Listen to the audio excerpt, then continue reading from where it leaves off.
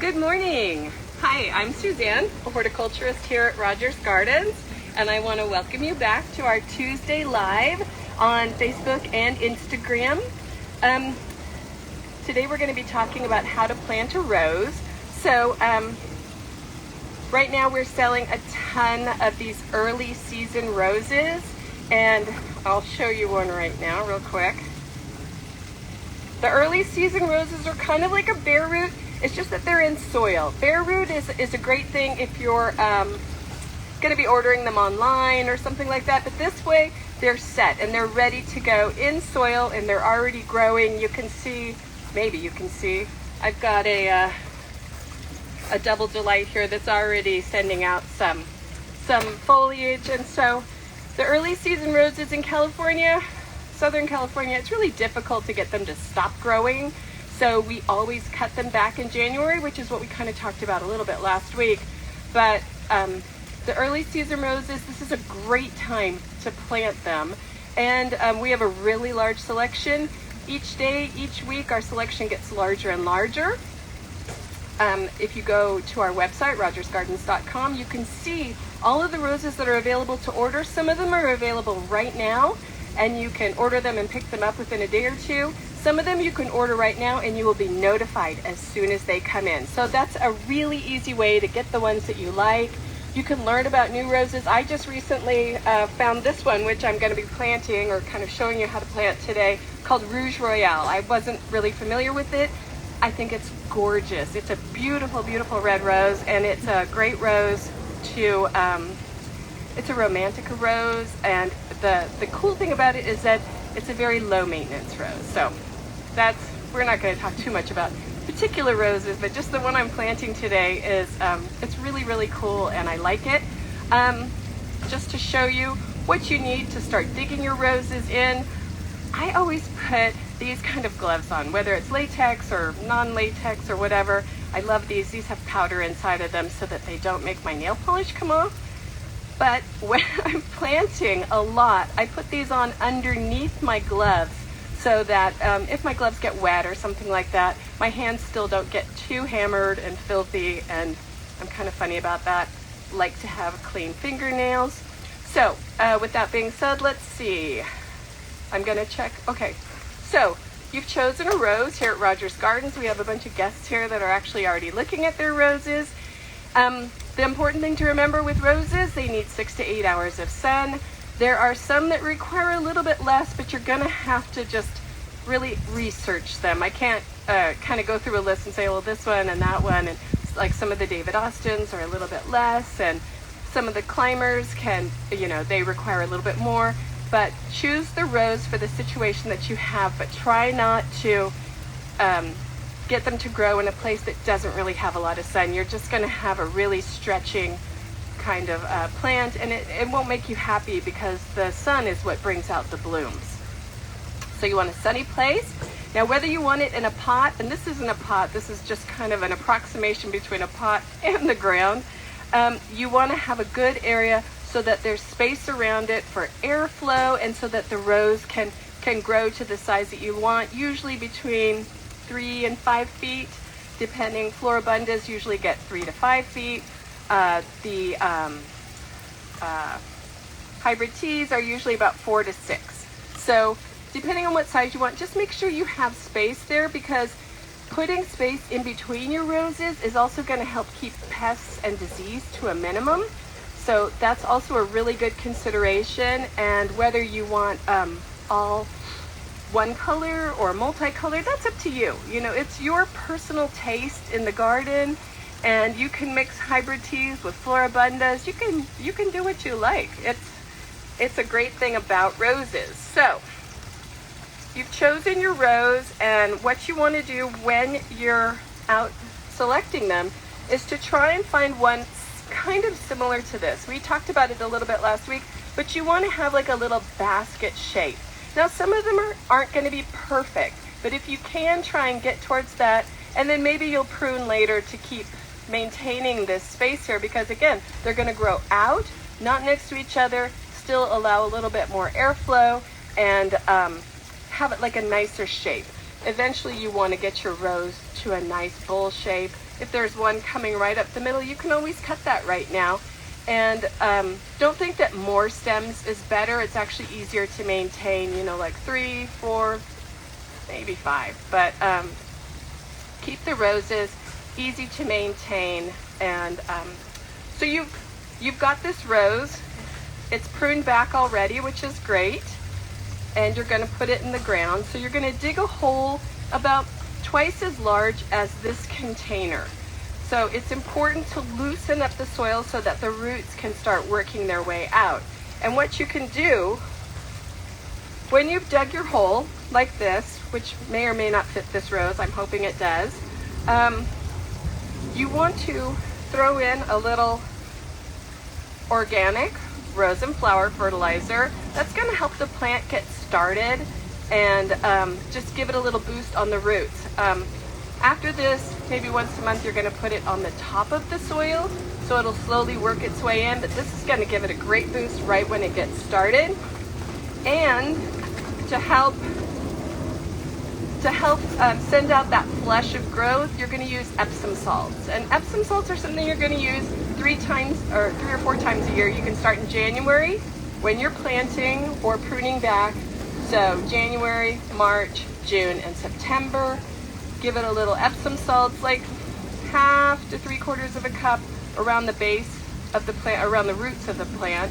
And then it's going to water in, or you can dissolve it in water and just water on top. But this is really good to help getting your rose started.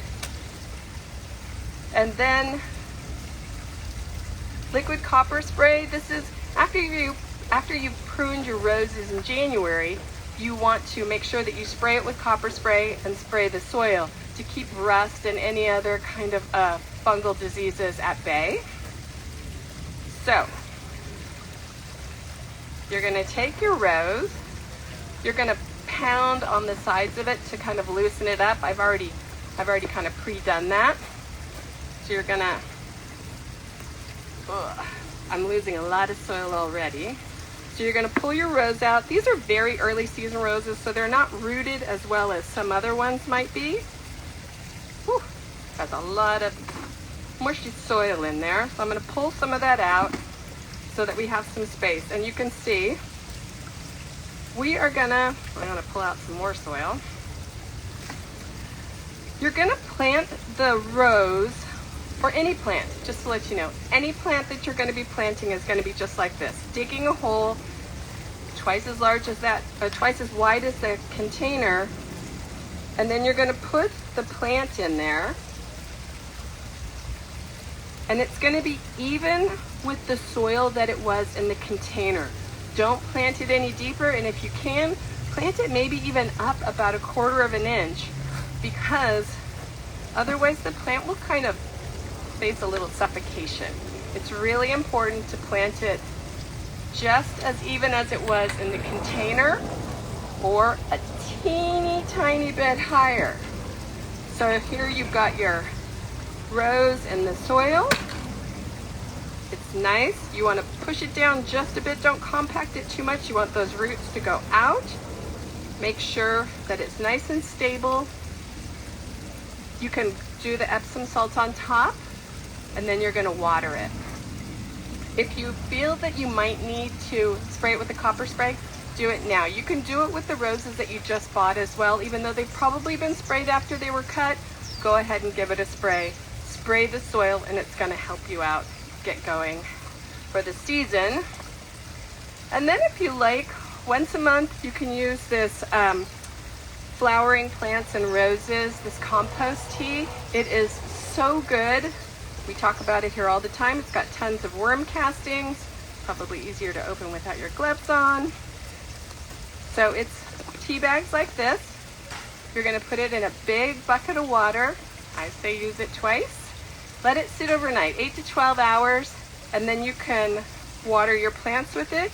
If you have a sprayer, you can sort of put it through a fine mesh, and you can spray it. Use it as a foliar spray on your roses, and it's going to be really, really good. They're going to take in the nutrients through their leaves as well as through their roots. It's an awesome, awesome product, and it will really boost up your roses When you're growing your roses, you want to water them. Probably give it a nice, slow, deep watering twice a week while it's warm. During the winter, you can cut back to probably once a week, but just make sure, again, it's low and slow. You don't want to get water on the leaves or on the blooms. You want to get it right down here. I don't know if you can see that. Right down here, right at the base of the plant. So that's pretty much it until you start seeing any sort of pests. As long as your leaves are nice and deep green, you know that you're fertilizing and feeding it well. If you have little yellow leaves, sometimes we have people come in and ask us questions. Just keep in mind that all the newer leaves are going to be green. And then much like us, kind of like losing our hair every day, we have a few fall out. Plants also lose leaves, and roses, the older leaves that are closer to the plant, so lower and closer to the plant, they might turn yellow and fall off. As long as they don't look really odd, like with black spot or rust on them or something like that, just know it's just a leaf coming off. If the rest of your plant looks beautiful, don't worry about little yellow leaves down here. It's just an old leaf. And I think that's pretty much it. It's pretty straightforward. You can always come in and talk to us about this. But do we have any questions? Yes, thank you, Suzanne. The first question is, we've had an issue with our thrips on our established roses. Any thrips? Tips? Like THRIPS. So thrips on your roses? I would suggest sending in a picture to Rogers just to make sure. A lot of times thrips are something, they're like a sucking insect, a really tiny sucking insect. You would want to use an oil spray, so either a horticultural oil or neem oil, just depending on how infested it is. But also you can send a picture in to rogersgardens.com. At the very bottom, there's a thing that says contact us. Click on the horticulture department, send us pictures and ask us questions. Is there a particular type of Epsom salt that should be used? Just regular Epsom salts, not anything with color or fragrance or anything like that. Just a straight Epsom salt. This one we sell here, it's $10 a bag. It's how many bags? 7 pounds. So it's a nice big bag. It'll get you through definitely a season or two. Do you carry a Sonorita rose, or are those only East Coast roses? What is it? Sonorita? Sonorita. Yeah. We don't have any right now. Check our website if they're going to be available. I haven't heard of them, but I'm not the super most knowledgeable rose person, but I don't think so. Anything else, Marissa? There's one question, but it's not based on Orange County. Oh, okay, well, let's see. It just says, do early roses do well in... Is MO Montana? I always forget. MO is, I think it's Missouri. Or Missouri, okay. Early season roses, probably not. You probably got too much cold weather, so you're either going to plant them in the spring or in the fall. Right now, I'm guessing that you might have snow or cold weather. This is early season roses. Planting them in January is definitely a mild climate kind of thing. When the climbing roses come in and you do a live showing, will you be doing a live showing how to plant? The climbing roses are just the same. So climbing roses should come in probably mid to end of February. They always come in a little bit later, although we have had a couple that were available online. Some of the more popular ones like Eden, we've had a few, but for the most part, I would say mid-February to end of February. We won't do another planting video for them. It's the same. You're going to plant it just like this. You want to give it a structure to grow onto.